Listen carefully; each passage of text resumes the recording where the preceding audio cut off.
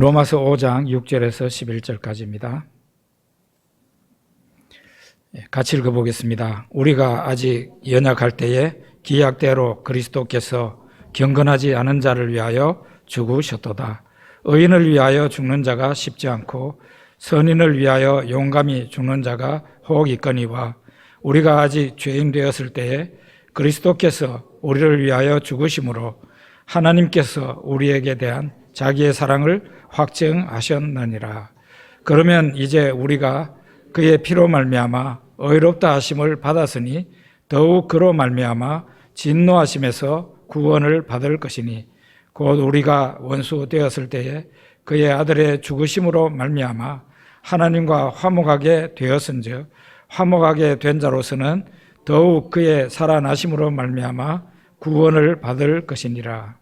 그뿐 아니라 이제 우리로 화목하게 하신 우리 주 예수 그리스도로 말미암아 하나님 안에서 또한 즐거워하느니라. 아멘.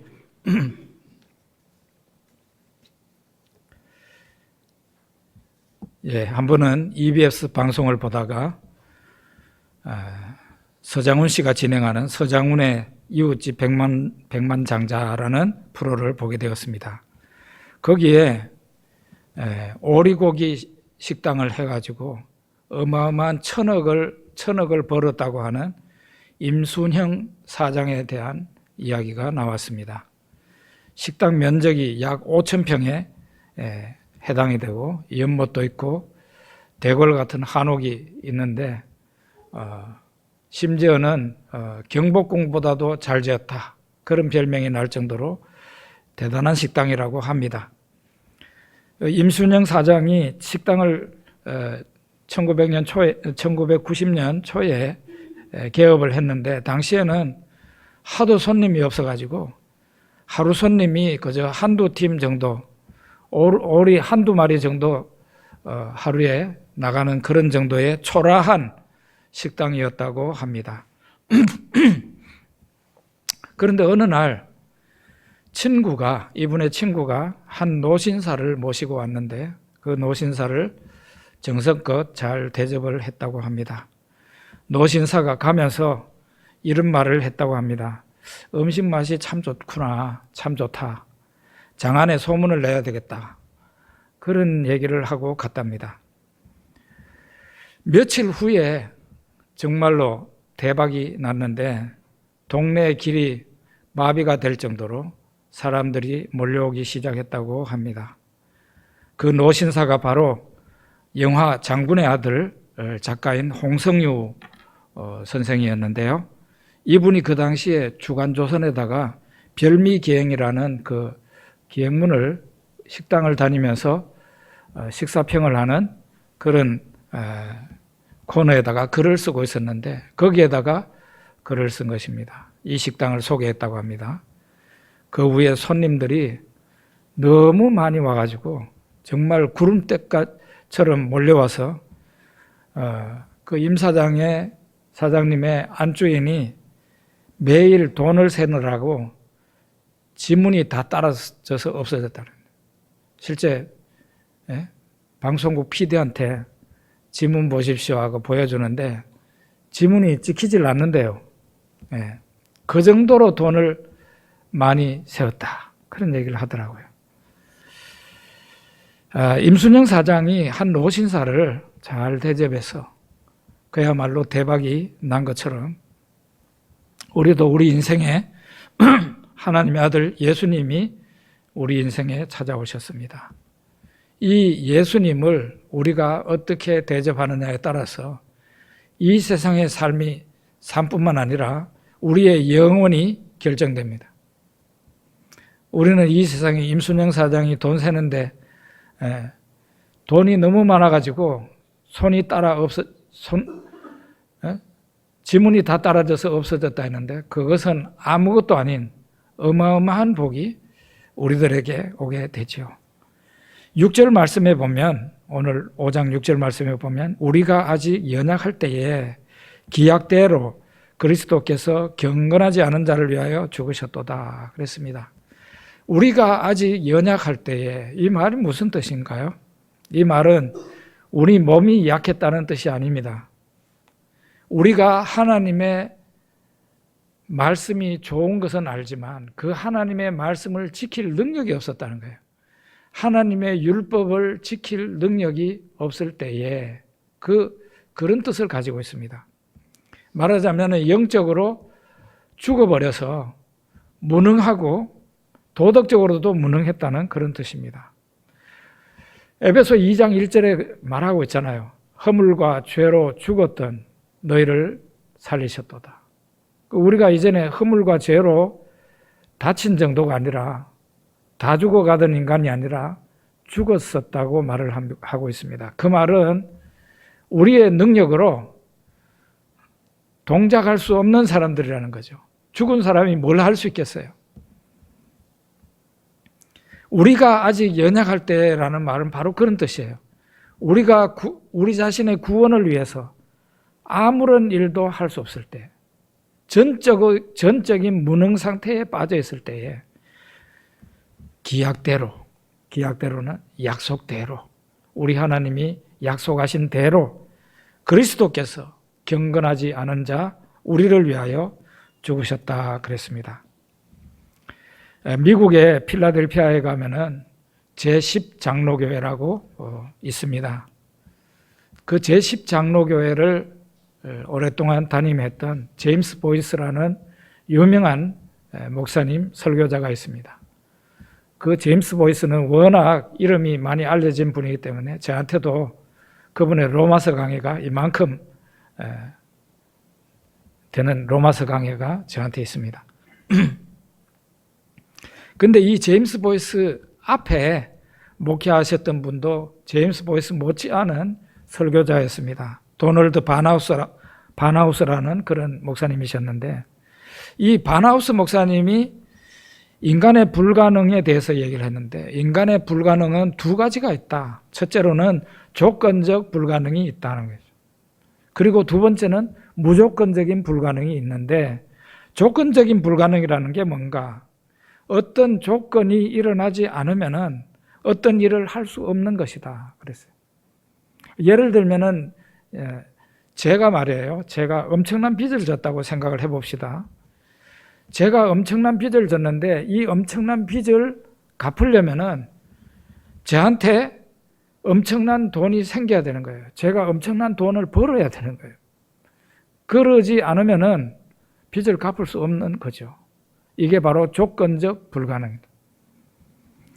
그런데 인간한테는 이 조건적 불가능만 있는 게 아니라 무조건적인 불가능도 있다는 거예요.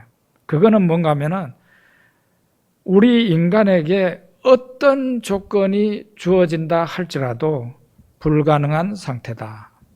그게 바로 무조건적인 불가능이다.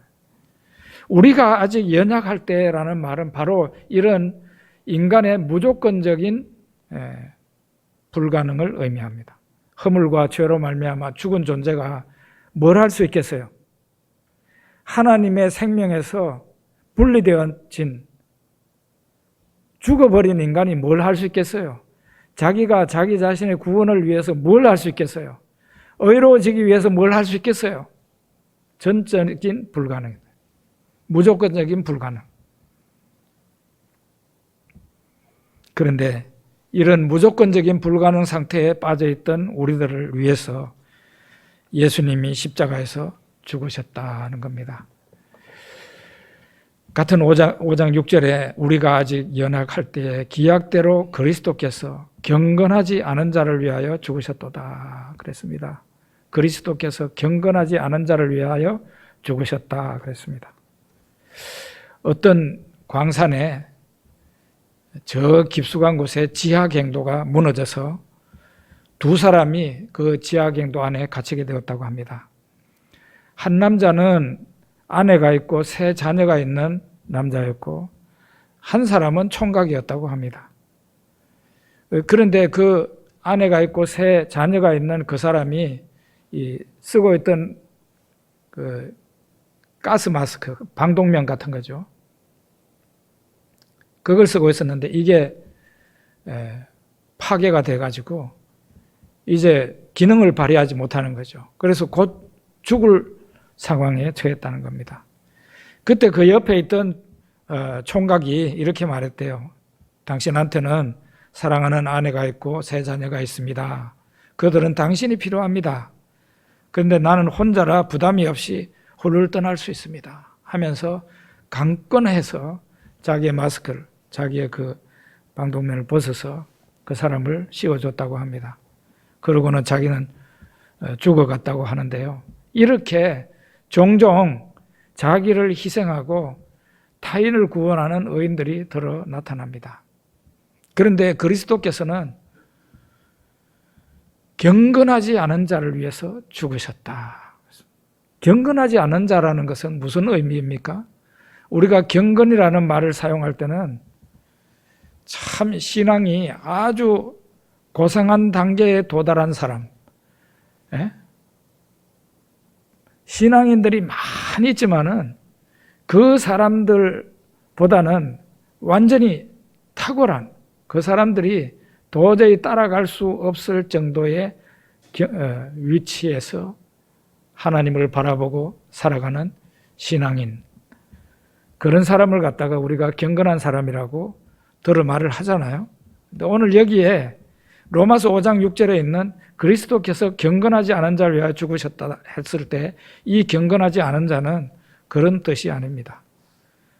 하나님을 멀리하고 살아가는 사람을 경건하지 않은 자라 그럽니다. 하나님이 없이 살아가는 사람을 경건하지 않은 사람이라고 말을 하는 겁니다. 성경적으로는 바로 그래요.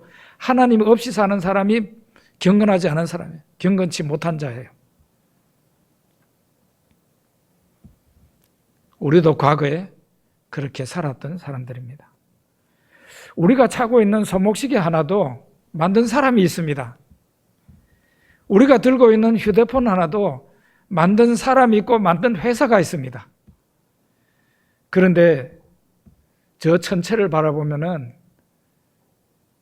이루 사람이 헤아릴 수 없는 은하계가 있고 그 은하계마다 무수한 별들이 있는데 그 별들이 손목시계는 아무것도 아니죠.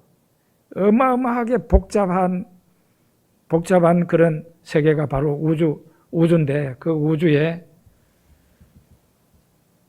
아주 질서정연하게 아주 정밀한 기계처럼 이게 돌아가고 있는 거죠.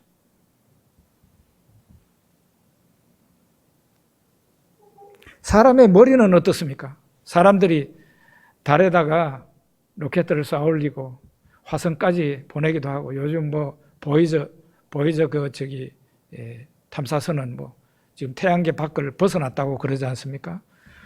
대단한 인간의 업적이라고 얘기를 합니다만은 그런데 놀랍게도 인간이 아직도 이 머리 달고 다니는 이 머리도 다 아직 발견을 다 못했습니다. 머리의 기능이 어디까지인지. 로봇가 대단하고 AI가 대단하고 그렇다 그러는데 컴퓨터가 인간이 만든 최고 성능을 가진 컴퓨터가 있다고 그러지만 사람의 머리만 못하죠. AI가 대단하다고 그러지만 AI는 널려져 있는 그 자료를 인터넷망에 공개된 그 자료를 수집해가지고 말할 뿐이죠. 걔가 없는 것을 말하지는 못하잖아요. 창조력은 없는 거죠. 그러니까. 심지어는 거짓말도 합니다.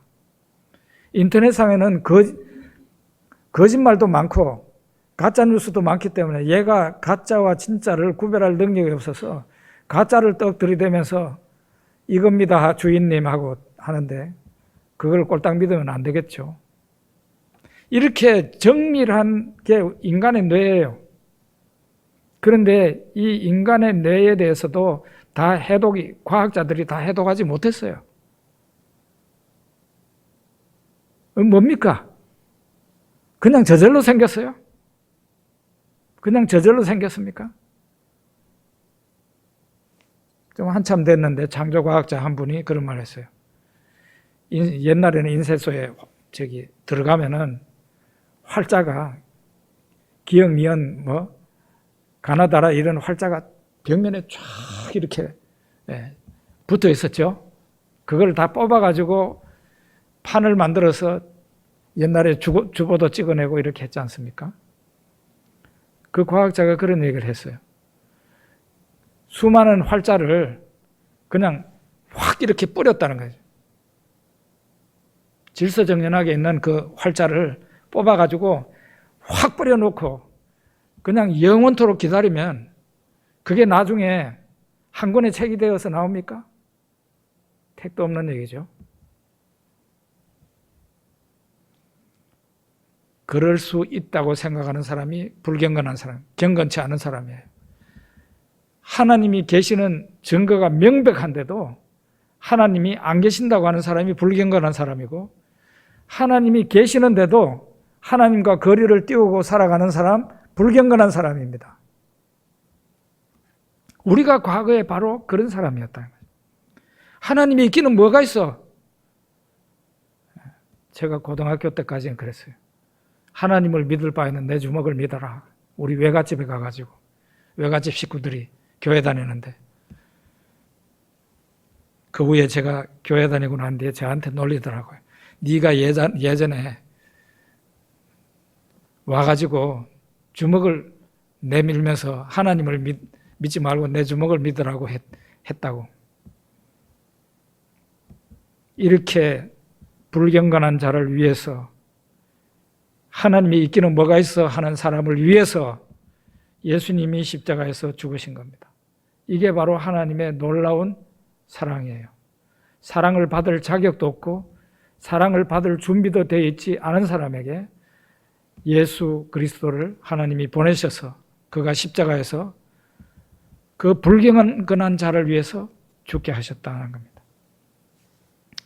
7절, 8절 우리 한번 읽어보면 좋겠습니다. 7절, 8절입니다. 의인을 위하여 죽는 자가 쉽지 않고 선인을 위하여 용감히 죽는 자가 혹 있거니와 우리가 아직 죄인 되었을 때에 그리스도께서 우리를 위하여 죽으심으로 하나님께서 우리에 대한 자기의 사랑을 확증하셨나니라. 사람이 얼마나 선할 수 있을까요? 1, 2차 세계대전 이전에는 특별히 서양 사람들, 역사의 주도권을 쥔 사람들이 그 사람들이었으니까 서양 사람들이 학자들이고 뭐고 다 생각하기를 성선설이었습니다. 사람은 착하다는 거죠. 그런데 그 계몽주의 영향을 받아서 그렇게 인간의 선함을 믿었습니다. 그런데 1, 2차 세계대전이 일어났습니다. 수많은 사람들이 다른 사람을 향해서 총칼을 갖다가 가지고 죽이는 것을 보았습니다. 무슨 이유가 있는 전쟁도 아니고 사람의 잔혹성이라는 것이 말할 수 없었어요. 그래서 어떤 일반 사람들도 학자들도 다 성악설을 믿을 수밖에 없었어요. 성선설 그건 아니구나. 요즘 이 시대는 어떻습니까? 이 시대에 인터넷이 사람의 악함을 그대로 드러내고 있습니다. 사람만큼 추하고 더럽고 악독한 존재가 없습니다. 가장 순수해야 될 청소년들이 텔레그램상에서 인터넷상에서 못된 짓은 골라서 하고 있습니다. 누구가 사람을 선하다고 하겠어요? 어쩌면은 여러분과 저한테도 기회가 없어서 그랬을 뿐이지 죄악은 똑같은 인간들이에요. 사람의 선에는 상대적인 선이 있고 절대적인 선이 있습니다. 상대적인 선은 뭔가 하면은 사람이 사람을 바라볼 때 상대적인 선이에요. 예를 들면은 남을 도와주는 현장을 봤습니다. 아이고 사람 착하네. 또 어린 사람이 자기 부모에게 효도하는 걸 봤습니다. 참 너무 착하네. 요즘 불효자들 너무 많은데 너무 착하구나. 그렇게 사람이 사람을 바라볼 때 착하게 보고 또 내 자신을 바라볼 때도 어때요? 착한 일을 제법 많이 하죠. 그게 바로 상대적인 선이에요. 그런데 하나님이 바라보시는 사람은 어떨까요? 이게 바로 절대적인 선을 하나님께서 요구하시는데요. 구제하는 일, 남을 돕는 일은 사람이 볼 때 선하죠. 착하죠.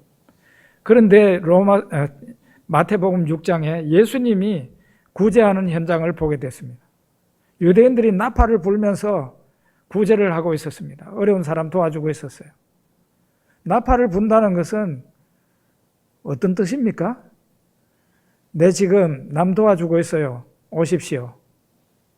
모이십시오. 봐주십시오. 그런 뜻이죠. 예수님께서 그 나팔을 불며 구제하는 사람들에게 보이려고 의를 행하는 사람이라고 말을 했어요. 의는 의인데 사람에게 칭찬받으려고, 사람에게 보이려고.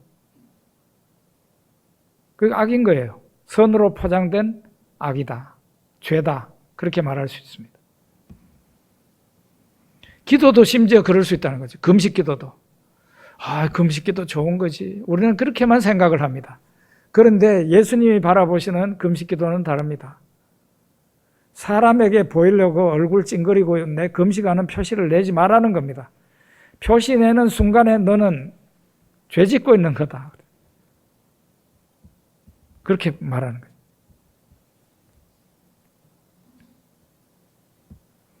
하나님의 절대적인 선의 관점에서 우리 자신을 바라보면 예수 믿기 이전에 우리의 모습이 그랬다는 겁니다. 우리가 덜어는 착한 일도 했을 겁니다. 그런데 그 착한 일도 순수하게 하나님이 보신다고 생각하고 착하게 한 게 아니고 결국은 나 자신을 나타내기 위해서, 나 자신을 자랑하거나 나타내기 위해서 선한 일을 했으니까 그것조차도 악하다는 거죠. 선으로 포장된 죄악이라는 겁니다. 이와 같은 전적인 부패 상태에 빠져있던 죄인들이 바로 우리들이었고, 이런 죄인들을 위해서 그리스도께서 우리를 위해서 죽으셨다는 거죠. 하나님께서 우리에게 대한 하나님의 사랑을 확증하셨다 그랬습니다. 10절하고 11절을 한번 읽어보겠습니다. 10절, 11절.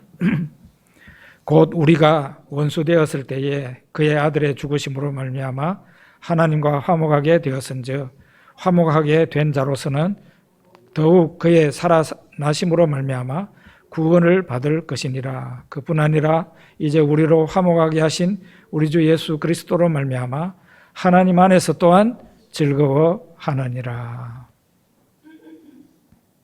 우리가 하나님과 원수 상태에 있을 때에 하나님의 사랑이 나타났다 그랬어요. 우리가 하나님 앞에 나오려고 하지도 안 하고 하나님이 계시는지 알아보려고 하지도 않고 그냥 하나님의 형벌의 대상이 되어서, 심판의 대상이 되어서 지옥길로 달려가면서도 룰루랄라 하고 있는 우리들을 위해서 하나님께서 하나님 아들 예수님을 보내셨고, 그 예수님이 우리 죄를 대신해서 십자가에서 죽으셨다는 거죠. 하나님의 사랑이 이거라는 거예요. 하나님의 사랑은 먼저 사랑이에요.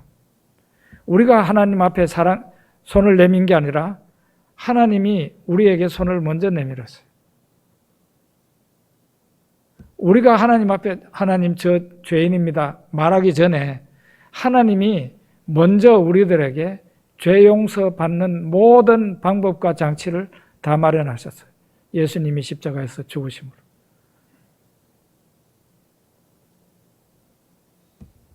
그러고는 우리에게 하나님의 영을 보내셔서 우리로 하여금 죄인인 줄 알게 하시고 구원은 오직 예수 그리스도인 줄 알게 하시고 하나님 앞에 회개의 눈물을 흘리게 하시고 이렇게 하나님 앞에 나오게 한 것입니다.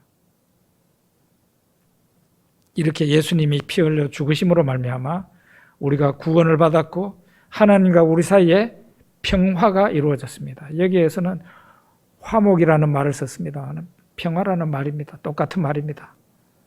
이전에는 하나님과 우리 사이가 불화, 원수 상태였다니까요. 그런데 이제는 어때요? 하나님과 우리 사이의 중간에 막힌 담이 다 헐어져 없어졌어요. 불화의 담이 다 사라졌어요. 이제는 하나님과 우리 사이에 평화가 있게 됐어요. 그래서 어떻습니까? 이제는 우리가 예수 그리스도로 말미암아 하나님 안에서 또한 즐거워한다 그랬습니다. 하나님을 생각하면서 항상 내가 받은 은혜를 생각하면서 항상 즐거워하고 기뻐하는 것이죠. 네. 믿음이 없는 사람은요, 죽음이 가까워지면 두려워합니다. 하나님이 있기는 뭐가 있어? 이러는 사람 죽음에 가까워지면 두려워합니다. 뿐만 아니라 예수를 믿고 교회를 다닌 사람도 이 믿음이 견고하지 못할 때는 죽음 앞에서 두려워하게 되는 거예요. 매사가 우리가 믿음으로 대응하느냐 그렇지 않느냐에 따라서 우리의 생각과 마음과 행동이 달라지는 거예요. 비록 우리가 믿는 사람이라 하더라도 믿음으로 이 죽음에 대하지 않고 있으면 두려워할 수밖에 없는 거예요. 왜 두려워할까요? 그 사람은 몰라도 그 사람 안에 있는 영은 죽음 이후에 벌어질 일을 아는 겁니다. 하나님 앞에 서야 되고 영원한 지옥 형벌에 떨어지게 되는 거죠. 그걸 아니까 이제 잠깐 후면은 하나님이 보낸 천사가 붙잡으러 올 테니까 점점 도망가고 싶은 거죠. 근데 도망도 못 가고. 근데 우리 예수 믿는 사람, 믿음이 견고한 사람은 어떻습니까? 죽음을 향해서 나아갑니다. 죽음을 향해서 나아가요. 죽음이 나를 붙들러 오는 게 아니라 내가 죽음을 향해서 나아간다고요. 왜? 죽음을 통과하면 영광이 있으니까. 10여 년 전에 저에게 제 콩팥에 종양이 발견됐을 때 의사는 거의 암이라고 얘기를 하지. 한번 죽음을 경험한 거죠, 제가. 그때 어떤 생각이 들었는가 하면, 생각했던 것보다는 죽음이 빨리 왔구나. 빨리 왔네. 그런 생각이 들었습니다. 나는 좀 남아있는 줄 알았더니 생각보다는 빨리 왔구나. 그런 생각이 들었고, 그러면은 가야지. 그런 생각이 들더라고요. 저 원망이 0.1%도 원망이 안 생겼어요.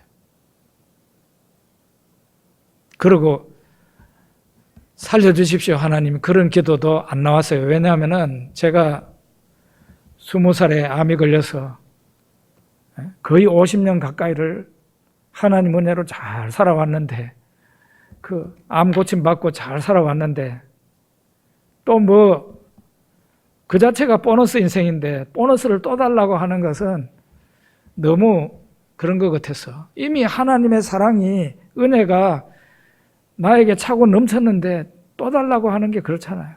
그래서 이제는 가야 된다, 그런 생각을 했어요. 죽음 이후에 영원한 영광이 제 앞에 있었기 때문에 원망하는 마음이 조금도 없었고,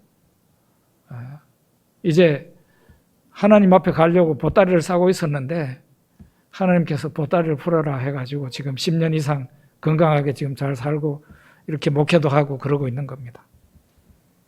죽음이라는 것은 교통사고 나는 거에 비교를 하더라고요. 굉장한 충격이라는 거죠. 인간한테 다가오는 굉장한 충격인데, 그런데 그 충격이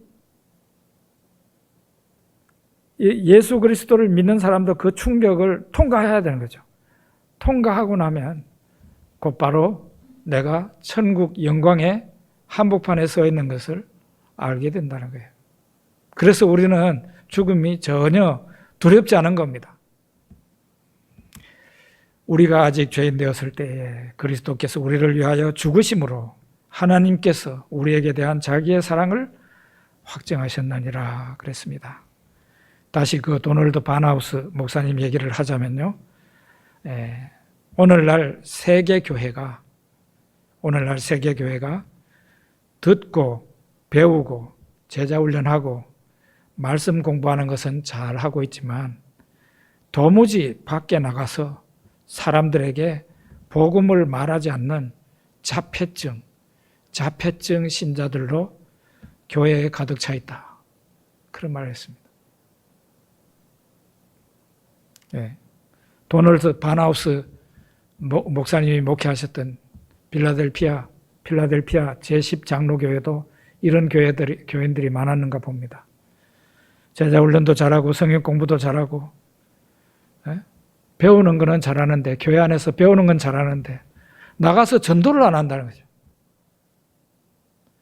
이런 신자를 자폐증 신자라 그랬어요.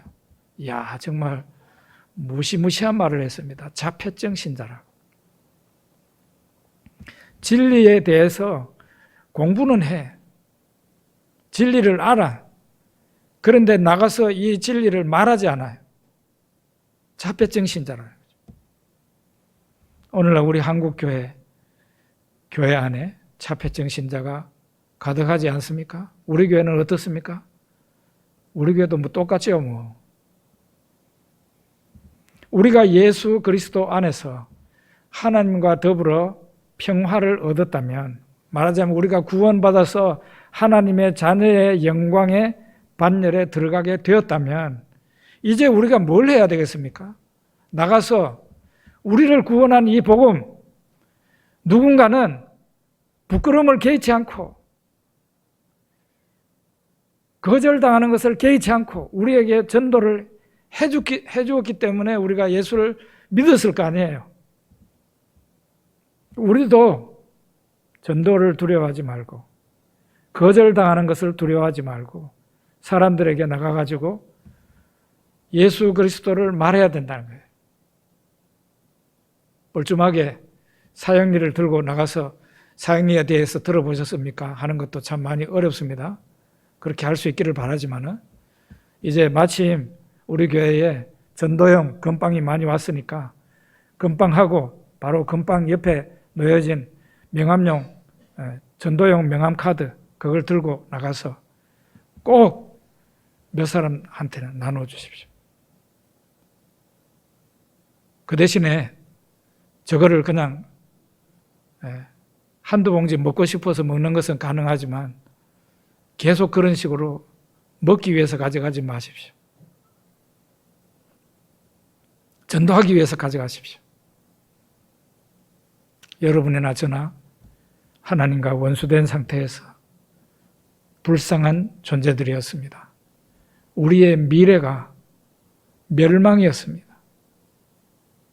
우리의 미래가 영원한 불행이었습니다. 그런데 우리는 아무런 준비도 돼 있지 않았는데, 아무런 일도, 우리 구원을 위해서 아무런 일도 할 수 없었는데 하나님 아버지께서 하나님의 아들 예수 그리스도를 보내셔서 우리 대신에 십자가에서 죽게 하심으로 하나님과 우리 사이에 원수지간이 평화의 부자지간이 되었습니다.